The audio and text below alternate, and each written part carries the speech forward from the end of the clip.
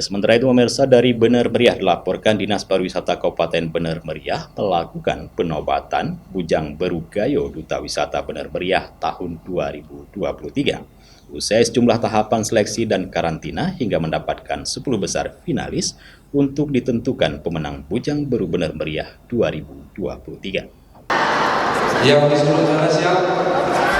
Bujang Berugayo Kabupaten Bener Meriah 2023 atau yang dikenal sebagai Duta Wisata secara umumnya dinobatkan di Gedung Olah Seni Tahun Bener Meriah.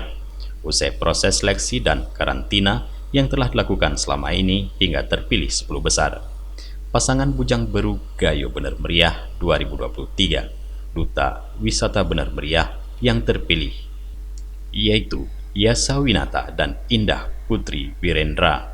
Setelah mereka berhasil menyisihkan 10 finalis lainnya, malam penobatan ini berlangsung meriah dengan dihadiri oleh ratusan masyarakat dari berbagai daerah di Kabupaten Bener Meriah untuk melihat perwakilan dari kecamatan mereka dalam kompetensi Bujang Berugayo Bener Meriah.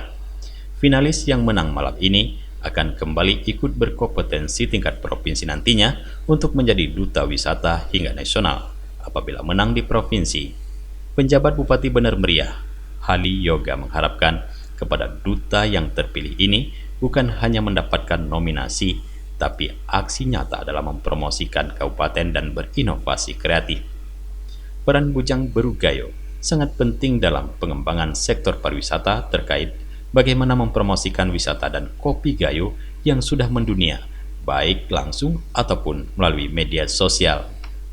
Tentu harapan kita kepada Bujang Berugayo yang terpilih ini bukan hanya mendapatkan nominasi atau juara, tetapi bagaimana mereka merubah perilaku, bagaimana mereka menguasai daerahnya sendiri untuk dipromosikan ke luar daerah, sehingga hari ini Bener Meriah adalah bukan hanya sekedar singgahan, tetapi akan menjadi tujuan daripada wisatawan.